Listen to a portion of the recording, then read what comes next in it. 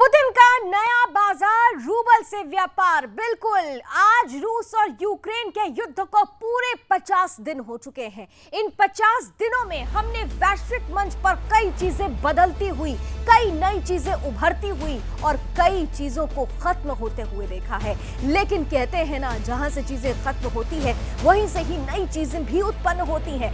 रूस और यूक्रेन के इस युद्ध में कुछ ऐसा ही हो रहा है। वैश्विक पटल पर बहुत कुछ बदल रहा है। ये बदलाव आने वाले वक्त में किस तरह से विश्व की दिशा और दशा तय करेगा, आज इसी की चर्चा करने वाले हैं खुलकर वॉर जोन में। नमस्कार, आपके साथ मैं हूं लावनी विनीत और आप सभी का स्वागत है हमारे इस वॉर जोन में, जहां हम हर रोज आपके सामने रखते हैं युद्ध की वो बड़ी तस्वीरें जो खास तौर से दुनिया के लोगों से सीधे सरोकार रखती है। क्योंकि युद्ध हो तो रहा है रूस और यूक्रेन के बीच, लेकिन इस युद्ध की कहानी का अंत दरअसल खत्म होता है वहां जाकर जहां पर इस दुनिया के लोगों के हितों को सीधे सीधे असर में हम बड़ा असर उस पर देखते हैं। इन सब के बीच सवाल ये भी उठता है कि जिस तरह से रूस और यूक्रेन के बीच परिस्थितियां बनी हुई हैं, एक रुकने को तैयार नहीं है, एक झुकने को तैयार नहीं है, तो इन सब के बीच परिस्थितियों में कुछ और ऐसी जगहें हैं जहां पर रूस ने सीधे सीधे ये संदेश दे दिया है कि मुझसे टकराना मुश्किलों भरा हो सकता है। क्योंकि एक तरफ अभी सिर्फ यूक्रेन है जो नाटो में जाने की जिद को लेकर तबाही का ये मंजर झेल रहा है, लेकिन अब तो स्वीडन और फिनलैंड ने भी कुछ ऐसे ही संकेत दे दिए हैं। संकेत इधर से मिलते हैं, संदेश रूस की तरफ से मिलता है। रूस जो कुछ कर रहा है वो राष्ट्रवाद है, लेकिन बाकी जगहों से जो परिस्थितियां बन रही हैं, सवाल ये है कि नाटो और अमेरिका क्या विस्तारवाद के लिए इस युद्ध को आगे ले जा रहे हैं। एक बार फिर से राष्ट्रवाद और विस्तारवाद पर खुलकर बहस करेंगे। आज के मेहमानों से भी आपका परिचय कराएंगे, लेकिन उससे पहले बीते 24 घंटे में वर्ल्ड वॉर में हुआ क्या क्या है आपके सामने चंद हम जानकारियां रख रहे हैं। देखिए, रूस यूक्रेन युद्ध में अपडेट देख लीजिए। रूस यूक्रेन युद्ध के 50 दिन पूरे हो चुके हैं और 50 दिन पूरे होने की परिस्थिति में ब्लैक सी में तैनात रूसी युद्धपोत को यूक्रेन ने ब्लास्ट करके उड़ा दिया है। ये यूक्रेन दावा कर रहा है, लेकिन रूस कह रहा है कि अग्निकांड लगी थी, आग लगी थी। भाई, गलत वॉर प्रोपेगेंडा मत करिए। यूक्रेन की तरफ से ऐसा कुछ भी हमला नहीं हुआ है। इधर मारियोपोल में 1000 से ज्यादा लोगों के शव मिल चुके हैं। रूस ने अमेरिकी कांग्रेस के 398 सदस्यों के खिलाफ प्रतिबंध लगा दिया है। यानी सैंक्शंस अगर रूस के ऊपर लग रहे हैं तो रूस भी पीछे नहीं हट रहा है। उधर ऑस्ट्रेलिया ने 14 रूसी कंपनियों पर सैंक्शन लगा दिया है, तो पूरी तरह से प्रतिबंध लगा दिया है। प्रतिबंधों के बाद अब नए बाजार की तलाश रहा है रूस, और इसीलिए आज हम कह रहे हैं कि रूस का नया बाजार रूबल से व्यापार। प्रतिबंधों के बाद जब नए बाजार की तलाश हो रही है तो परिस्थितियां क्या बनेंगी, इसको भी हम जानेंगे समझेंगे। जरा जल्दी से और आगे देखते हैं रूस यूक्रेन के अपडेट में। रूस के 4 पड़ोसी देशों के राष्ट्रपति यूक्रेन पहुंचे, हमने पहले ही आपको बताया था, और यूक्रेन को 6000 करोड़ रुपए की मिलिट्री सहायता अमेरिका ने एक बार फिर से देने की घोषणा कर दी है। इसके पहले भी कई पैकेजेस अमेरिका की तरफ से दिए गए हैं। इधर ये देखिए, खास है ये कि 1026 से ज्यादा यूक्रेनी सैनिकों ने सरेंडर कर दिया है मारियोपोल में, और इसकी तस्वीरें रूस की तरफ से साझा भी की गई थी। यूक्रेन को सैन्य सहायता के रूप में $80 करोड़ की अमेरिकी मंजूरी भी मिल गई है। राष्ट्रपति व्लादिमीर पुतिन ने नाटो देशों को अब खुली धमकी दे दी है कि यूक्रेन में रूस जिस तरह से हमला कर रहा है, अगर आपने नाटो देशों ने किसी भी तरीके से रूस को नुकसान पहुंचाने की कोशिश की तो फिर वॉर बड़ा हो सकता है। इन सब के बीच जेलेंस्की देखिए आरोप क्या लगा रहे हैं, कह रहे हैं कि फास्फोरस बम का इस्तेमाल हो रहा है, केमिकल वॉर शुरू हो चुका है। जेलेंस्की पहले भी कह चुके हैं, लेकिन इन सब के बीच में सवाल यह है कि ये जो वॉर है, ये वॉर जोन कहां जाके खत्म होगा। रूस और यूक्रेन का ये युद्ध कहां थमेगा, और अगर थमेगा नहीं तो फिर क्या बदले हुए परिवेश में दुनिया को अपने आप को उसके साथ सामंजस्य बैठाने के लिए तैयार हो जाना चाहिए। आइए इसी के साथ हम शुरुआत करते हैं और वॉर जोन से निकलकर इस वक्त की सबसे बड़ी और अहम वॉर ब्रेकिंग की तरफ चलते हैं। अभी की अहम वॉर ब्रेकिंग जो इस वक्त हमारे बीच आ रही है, ये वॉर ब्रेकिंग क्या कहती है? पश्चिमी देशों के रूस पर कई कड़े प्रतिबंध, लेकिन रूस पर प्रतिबंध लगाने पर पुतिन ने बड़ा बयान दिया है। बयान यह कि प्रतिबंधों के बाद नया बाजार तलाश रहा है रूस। एनर्जी एक्सपोर्ट के लिए, ऑप्शनल मार्केट्स के लिए अब रास्ते रूस तय कर रहा है। पश्चिमी देशों के रूस पर कई प्रतिबंध है। रूस पर प्रतिबंध लगाने पर पुतिन का यह बड़ा बयान है। प्रतिबंधों के बाद नए बाजार की तलाश कर रहा है रूस, और ऐसे में एनर्जी एक्सपोर्ट के लिए वैकल्पिक बाजारों की तलाश शुरू हो चुकी है। और अगर ये परिस्थिति बन चुकी है तो क्या ये मान लें कि डॉलर की मोनोपोली खत्म होने वाली है और एक पैरेलल इकोनॉमी जो रूबल से व्यापार करेगी, इसकी शुरुआत हो चुकी है। आइए इसी वॉर ब्रेकिंग के साथ अब सीधे आपको लिए चलते हैं अपने आज के दो अतिथियों के पास, मेहमानों के पास, जो इस वक्त हमारे साथ जुड़ चुके हैं। जल्दी से स्क्रीन पर लेकर आइए। स्वागत करते हैं। हमारे साथ इस वक्त जुड़ रहे हैं जाने माने रक्षा विशेषज्ञ रिटायर्ड कर्नल JS सोनी साहब, बहुत बहुत स्वागत। जय हिंद सर। और साथ ही साथ हमारे साथ जुड़ रहे हैं जाने माने रक्षा विशेषज्ञ, विदेशी मामलों के जानकार, पूर्व राजनयिक VS निगम साहब। जय हिंद सर, बहुत बहुत स्वागत आपका भी। सोनी साहब, आपके साथ शुरुआत करती हूँ, क्योंकि जब कभी भी हम रूस और यूक्रेन की बात करते हैं दिमाग में सिर्फ एक शब्द आता है कि भाई ये तो रूस ने शुरू किया था कि डीमिलिटराइज करना है, और उन्होंने करना शुरू भी किया। लेकिन प्री वॉर स्ट्रैटेजी में कुछ चेंजेस आए। यूक्रेन 50वां दिन है, जमकर युद्ध हो रहा है। इस युद्ध के बीच में हथियारों का युद्ध एक तरफ हो रहा है, लेकिन आर्थिक युद्ध दूसरी तरफ शुरू हो चुका है। कई प्रतिबंध, कई सैंक्शंस, लेकिन रूस ने तो नया व्यापार, नया बाजार खोल दिया है। किस तरह से लिया जाए इसे? जय हिंद लावनी जी।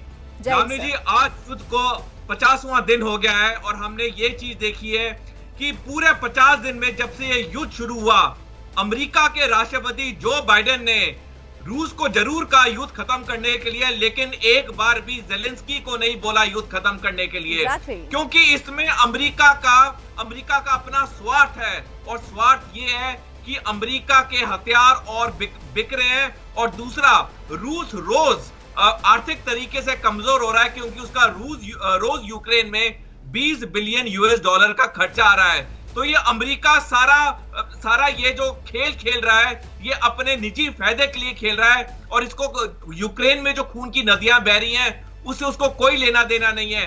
अभी आपने जैसे कुछ देर पहले सही बताया कि अब फिनलैंड और स्वीडन भी नाटो देश ज्वाइन करने के लिए तैयार है। तो ये सारी अमेरिका की बहुत बड़ी रणनीति है, एक बहुत बड़ी साजिश है, और ये रूस को और धकेलने की, ताकि वो इस दुनिया का एकमात्र सुपर पावर बन सके। लेकिन सर, रूस ने अमेरिका की दादागिरी और अमेरिका की ये सोच आज की नहीं है। ये तो अमेरिका की, कहना चाहिए कि अमेरिका ने तो नींव ही इसी सोच के आधार पर रखी कि उससे सुपर पावर ही समझा जाए, हर कोई उसके आसपास नतमस्तक रहे। लेकिन VS निगम साहब, देखिए रूस है, और रूस को समझ पाना, जो समझ गए वो बहुत विद्वान माने जाते हैं, और रूस जो स्ट्रैटेजी बनाता है अमेरिका के लिए, उसे समझना बहुत टेढ़ी खीर होता जा रहा है। ठीक है, सैंक्शंस लगा दिए, लेकिन रूस ने क्या किया? रूबल से एक पैरेलल इकोनॉमी खोलने की तैयारी कर दी। और अब रूस के पुतिन की तरफ से अगर ये बयान आता है कि हम ठीक है, हम वैकल्पिक बाजार ढूंढ रहे हैं, तलाश रहे हैं, पुतिन का ये स्टेटमेंट कितना महत्वपूर्ण हो जाता है ऐसे समय में जब रूबल से ऑलरेडी व्यापार रूस में शुरू किया जा चुका है? निगम साहब, देखिए मैडम जी, अभी इन 50 दिनों में युद्ध की जो स्थिति बनी है, हमें दुनिया के परिपेक्ष में इसके बदलते विभिन्न आयामों को भी समझना होगा जी। जो आप प्रश्न कर रही हैं, ये एक आयाम है जो बहुत महत्वपूर्ण है, कम महत्वपूर्ण नहीं है। लेकिन इस युद्ध के 50 दिनों में दुनिया की सोच को बदल दिया है। अब वो जो ऐसे इश्यूज थे जो दो देशों के बीच या मल्टीपल कंट्रीज के बीच पनप रहे थे, वो अपने चरम सीमा पर उभर कर आ गए हैं। ट्रेड भी उनमें से एक ही है। अब रही आपकी बात, जो मैं समझ पाया हूँ, ये बात सही है कि अमेरिका की दादागिरी रही है। जो अमेरिका का डॉलर है वो दुनिया का एक न चाहते हुए भी हथियार बन गया, एक ट्रेड इम्पैक्ट बन गया, और इसको तोड़ने के लिए ही, और या इसका दूसरे हम ये कहें कि प्रभाव बरकरार रखने के लिए, अपने सुप्रीमेसी को बनाए रखने के लिए ही अमेरिका ने यूरोप में अपना बाजार तलाश किया और सैंक्शंस लगाए। और कल ही पुतिन साहब ने कहा है इन सैंक्शन का हमारे ऊपर कोई खास असर नहीं पड़ा है, तो है ना, तो हमें उनकी इस बात को भी गंभीरता से लेना चाहिए जी। और जो अल्टरनेटिव बाजार वो तलाश कर रहे हैं, ये बात बिल्कुल सही है। अब भविष्य का जो ट्रेड होना है वो रूबल में ही होगा। पूरा यूरोप को ये बात माननी पड़ेगी, और यूरोप को नहीं, जहां जहां भी रूस अपना व्यापार करेगा वो रूबल में ही करेगा। इसलिए ये एक न्यू वर्ल्ड ट्रेड ऑर्डर स्थापित करने की बात है, जिसमें मुझे रूस कामयाब होता हुआ दिखाई दे रहा है। देखिए, रूस कामयाब होता हुआ दिखाई दे रहा है इसलिए क्योंकि रूस ने शुरू से ही राष्ट्रवाद को अपना आधार बनाया, लेकिन अमेरिका जिस तरीके से यूक्रेन के कंधे पर बंदूक लगकर चला रहा है और नाटो देशों के लिए वो की जो भूमिका निभाता है, उसमें सिर्फ विस्तारवाद और फिर अपने हथियारों का व्यापार नजर आता है। बहरहाल इन सबके बीच में एक और वॉर ब्रेकिंग आ रही है, जरा जल्दी से देख लेते हैं। वॉर जोन से निकलकर वॉर ब्रेकिंग की तरफ चलते हैं। कुछ बड़ी वॉर ब्रेकिंग्स और आ रही हैं जल्दी जल्दी। 2+2 वार्ता के दौरान भारत के विदेश मंत्री का बड़ा बयान, भारत अमेरिका के संबंधों पर नहीं पड़ेगा कोई असर, यूक्रेन रूस के बीच जारी जंग की वजह से कोई असर नहीं होगा। 2+2 वार्ता के दौरान भारत के विदेश मंत्री एस जयशंकर ने यह बड़ा बयान दिया है। इसी के साथ साथ भारत के विदेश मंत्री एस जयशंकर ने स्पष्ट रूप से कहा है कि भारत और अमेरिका के रिश्ते इतने मजबूत हो चुके हैं कि कई मुद्दों पर असहमति को झेल सकते हैं। ये बहुत बड़ी बात है।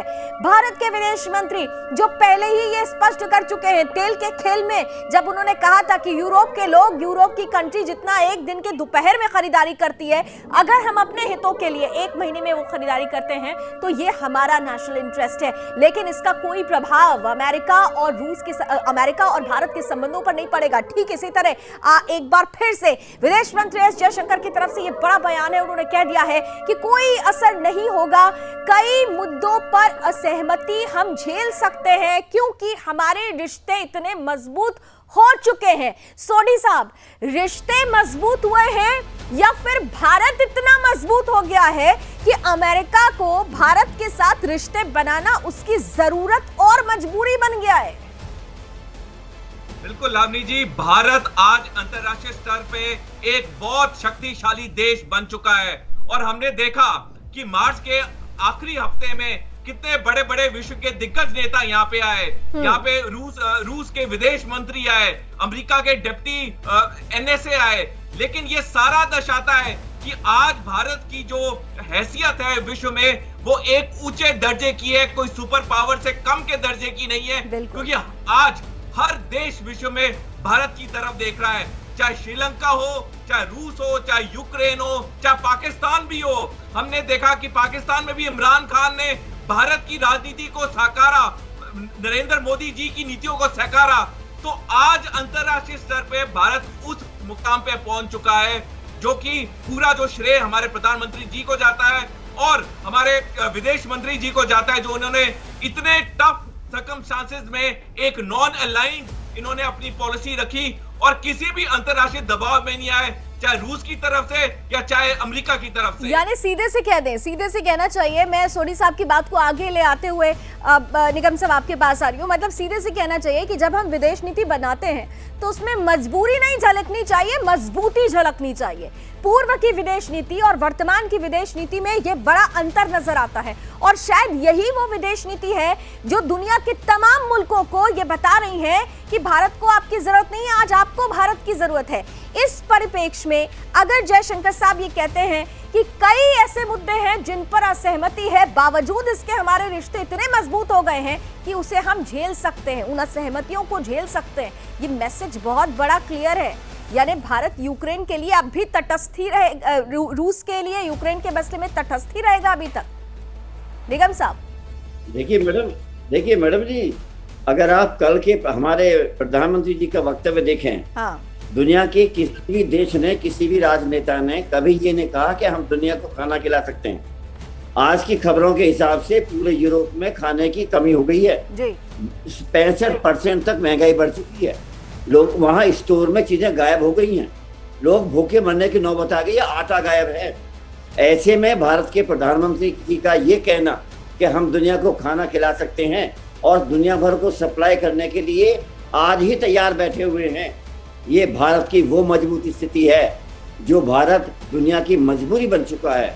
भारत मजबूत है, आपने सही कहा, भारत मजबूत है, तो यही हमारी विदेश नीति है, क्योंकि भारत इतना मजबूत हो चुका है कि ये दुनिया को खाना खिला सकता है।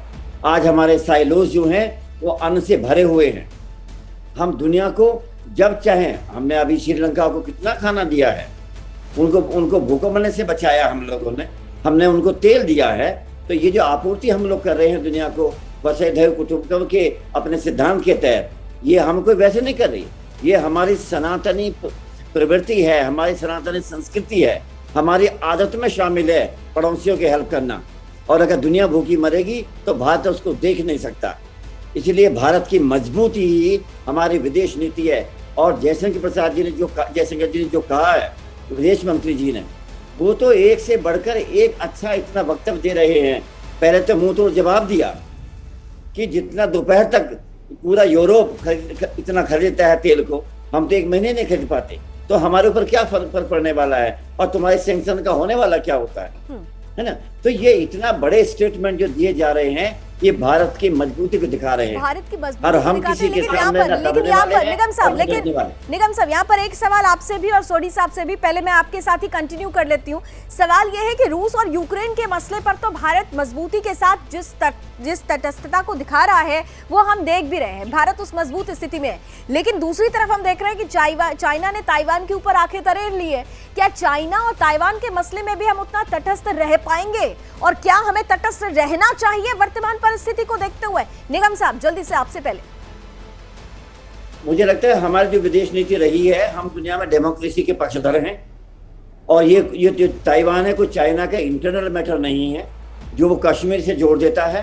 कश्मीर भारत का अभिन्न अंग है, और वो अभिन्न अंग ताइवान कभी भी चाइना का नहीं रहा।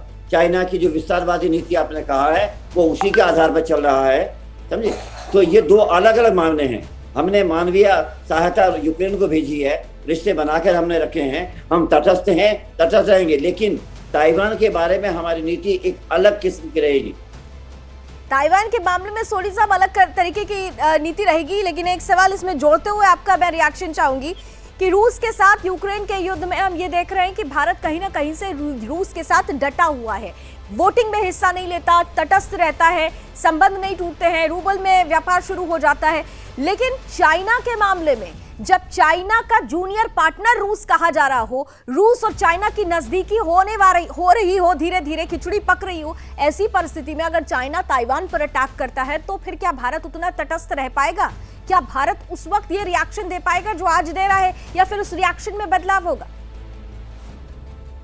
लावनी जी, हालांकि भारत निरपक्ष है और ना अमेरिका के साथ है, ना चीन के साथ है, ना रूस के साथ है, लेकिन भारत अपने सच्चे दोस्तों को कभी भूला नहीं है। हमें याद होगा 1971 की भारत पाकिस्तान लड़ाई में अमेरिका ने अपनी नौसेना की 7th फ्लीट उन्होंने बंगाल की खाड़ी में भेजी, और तब रूस ने अपनी पनडुब्बियां, सबमरीन्स को अरेबियन महासागर में भेजा, जिसका नतीजा ये हुआ कि अमेरिकी नौसेना की 7th फ्लीट को मुंह मोड़ के वापस जाना पड़ा। तो हम अपने सच्चे दोस्तों को भूलते नहीं हैं। हमें अच्छी तरह पता है कि चीन ने हम पे हमला किया हुआ है 1962 में, उन्होंने गलवान पे हमें हमला किया 2020 में। तो अगर चीन ताइवान पे हमला करेगा तो मेरी राय में तो भारत उसको कंडेम करेगा, क्योंकि ये जो ताइवान का मामला है, ये ताइवान का मामला अलग मामला है। ताइवान को यूक्रेन के साथ नहीं जोड़ा जा सकता। ताइवान को जो चीन है वो उसको अपने अंदर लेना चाहता है, अपने वो बिल्कुल, यानी यहाँ सीधे सीधे चाइना की धूर्त वन चाइना पॉलिसी जो है वो हावी कराने की कोशिश है, लेकिन भारत इसको क्लियर आउट पहले ही कर चुका है। इसीलिए आप लोगों के हिसाब से भारत का रिएक्शन उस वक्त अलग होगा। बहरहाल इन सबके बीच एक और वॉर ब्रेकिंग आ रही है, वॉर जोन से निकलकर वॉर ब्रेकिंग की तरफ। जरा जल्दी से देखते हैं इस सब की सबसे बड़ी और अहम वॉर ब्रेकिंग की तरफ चलते हुए। वॉर ब्रेकिंग, रूस यूक्रेन युद्ध का 50वां दिन। हम लगातार बात कर रहे हैं इस पर, और अमेरिकी प्रतिबंधों पर पुतिन का बड़ा पलटवार है। अमेरिकी कांग्रेस के सदस्यों के खिलाफ प्रतिबंध लगा दिया। लीजिए, रूस ने कर दिया अपना काम। 398 सदस्यों के खिलाफ रूस ने सैंक्शन लगा दिया है। ये बड़ी और अहम खबर ऐसे समय में हो जाती है जब अमेरिका की तरफ से लगातार सैंक्शन लगाए जा रहे हैं रूस पर, लेकिन रूस ने अब एक बड़ा सैंक्शन लगाया। वहीं युद्ध के बीच देखिए तबाह हो सकते हैं कई गरीब देश, ये बड़ा महत्वपूर्ण है। आर्थिक संकट को लेकर अब जो परिस्थितियां हैं, युद्ध के बीच संयुक्त राष्ट्र की ये चेतावनी है, आर्थिक संकट से जूझ सकते हैं कई गरीब मुल्क। युद्ध के बीच यूएन की ये चेतावनी है कि जो गरीब मुल्क हैं वो पूरी तरह से इस युद्ध से तबाह हो सकते हैं। और इन सब के बीच रूस ने अमेरिकी कांग्रेसी 398 ऐसे सदस्य हैं जिनको सैंक्शन कर दिया है। आइए इसी वॉर ब्रेकिंग के साथ एक बार फिर से अपने गेस्ट के पास चलते हुए, निगम साहब देखिए, एक बात होता है, रूस ने ये स्ट्रैटेजी अपना ली है कि तुम सैंक्शन लगाओ, हम दूसरी तरफ उस प्रतिवार के लिए दूसरा एक सैंक्शन लगाते रहेंगे। तुम डॉलर को लेकर हमारे ऊपर तमाम प्रतिबंध लगाओ, हम रूबल से रास्ता खोल देंगे। लेकिन यह भी एक सच्चाई है कि बहुत सारे ऐसे छोटे छोटे मुल्क हैं जिनके लिए ये युद्ध मुश्किल भरा हो रहा है। आने वाले समय में उनकी इकोनॉमी पर एक बड़ा प्रहार हो सकता है। ये जो बड़ी दो खबरें आई हैं, इसको अब कैसे लेने की जरूरत है निगम साहब? देखिए मैडम जी, फर्क न केवल पड़ेगा बल्कि पड़ना शुरू हो गया है। यूरोप के तमाम देश हैं, जो छोटे छोटे देश हैं, चाहे वो कुछ भी कहें, उनके पास में अपना जो भंडार होता है वो तो बड़ा लिमिटेड है, चाहे वो डिफेंस का हो, चाहे वो फूड का हो, और चाहे दूसरे तरह के हो, है ना। उनके भंडार चूंकि बहुत कम है, छोटा देश है, पॉपुलेशन कम है, वो सरवाइव कर रहे थे। देखिए इतनी 50 दिन का युद्ध चलेगा और उससे जो सप्लाई लाइन है वो भी प्रभावित होगी, है ना। अब जितना भी गेहूं जाता है दुनिया भर में, उसका बहुत बड़ा सोर्स जो है रूस है ना। तो वो कहाँ से जाएगा? तमाम जो एनर्जी वाला पोर्शन है वो जाता है, खाद्य तेल है, जो सनफ्लावर है, उसका सबसे बड़े सप्लायर ये दो ही देश हैं। एक चीज समझाइए, तो एक चीज मुझे समझाइए निगम साहब। यूएन ये स्टेटमेंट कह रहा है कि गरीब देश बर्बाद हो जाएंगे, तबाह हो जाएंगे। यूएन नहीं लगता आपको एक प्रोपेगेंडा फैला रहा है? क्योंकि अगर रूस ने रूबल से व्यापार करना शुरू कर दिया तो डॉलर के वनस्पत रूबल से व्यापार सस्ता है, और गरीब देशों को क्या चाहिए कि इकोनॉमी पर कम भार पड़े ना। तब तो उस लिहाज से फिर ये एक बेहतर खबर हो जाती है कि रूस ने एक विकल्प तैयार कर दिया है। यूएन का क्या ये प्रोपेगेंडा नहीं है? आपने बिल्कुल सही बात को पकड़ा है जी। रियल मैं आपकी अप्रिशिएट करता हूँ कि यूएन अब एक पार्टी बन चुका है जी। ये तटस्थ नहीं है। यूएन की जो नीतियां थी वो तमाम एक तरफा हो गई हैं। वो रूस को दोषी मान चुके हैं, जबकि ऐसा नहीं होना चाहिए। हम तमाम देशों को भी तो हम बराबर की दृष्टि से देखें। हम रूस को आक्रामक क्यों कहें? ठीक, बेशक ये दिखाई दे रहा है, लेकिन यूएन जैसी बॉडी को ऐसा कभी सोचना नहीं चाहिए। जो गलती नाटो ने की है वही गलती यूएनओ भी कर बैठा है। यूएनओ को ऐसा पक्ष नहीं लेना चाहिए किसी भी अमेरिका का या चाइना का कि हाँ भाई, या और भी किसी देश का कि हम किसी को आक्रामक मान बैठे। सर अब जिनके द्वारा बना है, अब उनका पक्ष नहीं लेंगे तो फिर उनके अस्तित्व पर ही सवाल खड़ा हो जाएगा। बात तो यहाँ पर आकर टिक जाती है। सोडी साहब, मानते हैं आपकी यूएन भी अब प्रोपेगेंडा वॉर का एक बड़ा हिस्सा, एक टूल बन गया है। स्टेटमेंट दो और एक प्रोपेगेंडा वॉर की एक और कहानी छेड़ दो। गरीब देशों को कह रहा है तबाह हो जाएगा, जबकि अगर इकोनॉमी रूबल से व्यापार होता है तो उनकी इकोनॉमी के लिए तो बेहतर एक ऑप्शन खुलेगा। बिल्कुल लामी जी, हमें तो बहुत सालों से पता है कि जो संयुक्त राष्ट्र है वो एक अमेरिका का माउथ पीस है, एक अमेरिका की जबान है। संयुक्त राष्ट्र वही कहता है जो अमेरिका कहता है। तो आज ये संयुक्त राष्ट्र की ये बात में कोई नई बात नहीं है, ये तो कई दशकों से ये करता है। मैं आपको एक चीज और बताना चाहूंगा लावनी जी, कि ये जो पुतिन कह रहे हैं कि मेरे पे ये जो प्रतिबंध है फर्क नहीं पड़ेगा, वो सही कह रहे हैं। क्योंकि पुतिन पे प्रतिबंध तो 2014 पे लग गए थे, जब उन्होंने क्रीमिया पे कब्जा किया, तभी अमेरिका और इंग्लैंड ने उन पे प्रतिबंध लगा दिए थे।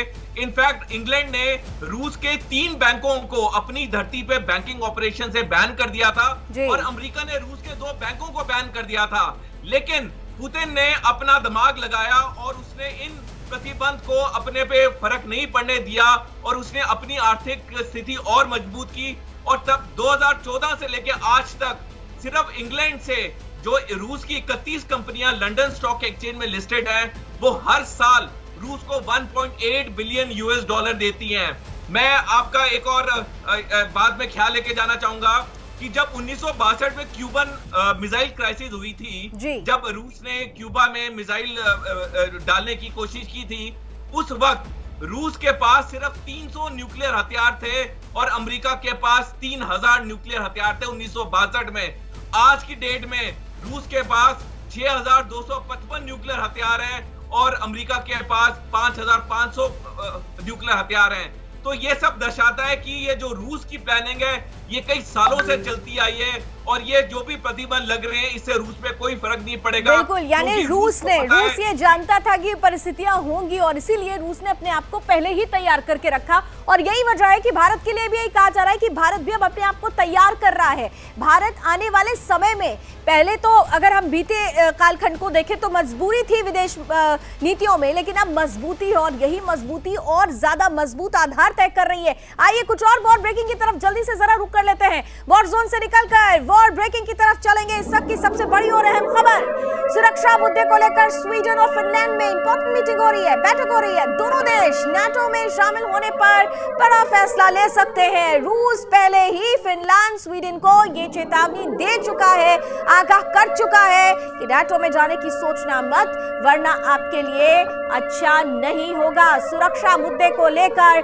स्वीडन और फिनलैंड के बीच बहरहाल बैठक हो रही है और फिनलैंड ने यह स्पष्ट कर दिया है कि बहुत जल्द ये क्लियर आउट हो जाएगा कि इसमें हमें नाटो में जाना है या नहीं जाना है। इसे लेकर एक जनमत संग्रह भी बीच में हुआ जिसमें जो फिनलैंड की जनता थी वो ज्यादातर नाटो में जाने को मान चुकी है। लेकिन सोनी साहब यहाँ पर ये क्यों नहीं समझ पा रहे हैं, चाहे फिनलैंड हो या स्वीडन हो, क्योंकि फिनलैंड पे अगर फिनलैंड नाटो में शामिल होता है तो फिर रूस की आर्थिक राजधानी जो सेंट पीटर्सबर्ग है उस पर सीधे वो अटैक करेगा, रूस को एक नुकसान पहुंचेगा। सेम सिचुएशन स्वीडन के साथ भी है क्योंकि कई ऐसे महत्वपूर्ण स्टेशंस हैं रूस के जो डायरेक्ट स्वीडन उस पर अटैक कर सकता है। ये लोग इस बात को क्यों नहीं समझ पा रहे हैं कि नाटो के साथ जुड़ने से ही केवल सुरक्षा सुनिश्चित नहीं होती है, अपने आप को मजबूत करने से सुरक्षा सुनिश्चित होती है। ये बात क्यों नहीं स्वीडन और फिनलैंड जैसे देश समझ पा रहे हैं? लावनी जी, ये स्वीडन और फिनलैंड जैसे देश इसलिए नहीं समझ पा रहे हैं कि उन्होंने कभी अपनी सैनिक शक्ति पे कभी ध्यान दिया नहीं है। वो अमेरिका के हाथों में खेलते आए हैं और आज अमेरिका नाटो को और बढ़ाने की बात इसलिए कर रहा है क्योंकि उसमें उसको अपना निजी फायदा है। क्योंकि अगर जो भी देश नाटो में शामिल हो जाता है, अमेरिका को अधिकार मिल जाता है वहां पे अपने जवान, अपना मिसाइल, अपने हथियार तैनात करने का। और अगर उस देश पे कोई भी अगर आक्रमण टाइप सिचुएशन होती है तो अमेरिका जवाब दे सकता है। तो इससे अभी अमेरिका नहीं आया यूक्रेन के लिए। स्वीडन और फिनलैंड को यह भी देखना चाहिए। निगम साहब जल्दी से आपका कमेंट। अमेरिका नहीं आया, हथियार जरूर देता रहा और हथियारों का व्यापार कर रहा है, लेकिन आया नहीं लड़ने के लिए। यूक्रेन को अपनी लड़ाई खुद लड़नी पड़ी है। निगम साहब जल्दी से। हाँ देखिए, ये पता नहीं क्यों नेटो को जो है लॉलीपॉप समझ बैठे हैं। जब आपने सही कहा है कि जब यूक्रेन के बारे में कोई नाटो देश हेल्प करने के लिए नहीं आया, हालांकि वो मेंबर नहीं था, इसके बावजूद सबने हाँ कर दी कि हम ये देंगे वो देंगे, और किसी ने दिया नहीं। खुद जेलेंस्की ने स्वीकार किया कि कहे ज्यादा रहे हैं, दे कुछ नहीं रहे हैं, है ना। तो इनको कैसे दे देंगे? लड़ाई उन्होंने, यूक्रेन ने खुद लड़ी है, लड़ाई इनको भी खुद लड़नी पड़ेगी अगर ऐसी कोई बात बनती है तो। और रूस मानेगा नहीं, रूस को अपने इंटरेस्ट देखने हैं। बिल्कुल, यानी खुद की लड़ाई खुद लड़नी पड़ती है और नेशनल इंटरेस्ट सबसे इंपॉर्टेंट होता है। अगर आपने अपनी जिद के चलते इस तरीके के कदम उठाएंगे तो हाल यूक्रेन जैसा होगा, क्योंकि यूक्रेन में जो कुछ भी हो रहा है वो एक शख्स की जिद की वजह से हो रहा है। जेलेंस्की की नाटो में जाने की जिद यूक्रेन को तबाह कर रही है, लेकिन दूसरी तरफ राष्ट्रवाद है। अब राष्ट्रवाद विस्तारवाद, यही तो अंतर समझना है। Thank you so much gentleman, आप दोनों ने हमारे साथ समय दिया और बहुत विस्तार से चीजों को समझाया। इतना जरूर है कि युद्ध का 50वां दिन, 50 दिन अब खत्म होने को आ रहे हैं। 91वें दिन क्या होता है? शांति की बात लगातार हो रही है, लेकिन शांति जैसी परिस्थिति बन नहीं रही है। यूक्रेन झुक नहीं रहा, रूस रुक नहीं रहा। इन सब के बीच में दुनिया बदल रही है और इस बदलती हुई दुनिया में भारत उस विश्व प्रणेता के रूप में आगे आ रहा है जो आने वाले वक्त में इस दुनिया की दिशा और दशा निश्चित रूप से तय करेगा। इसी उम्मीद के साथ वॉर जोन से आज बस इतना ही। देश और दुनिया की तमाम खबरों के लिए आप जुड़े रहिए सुदर्शन न्यूज के साथ। जय हिंद।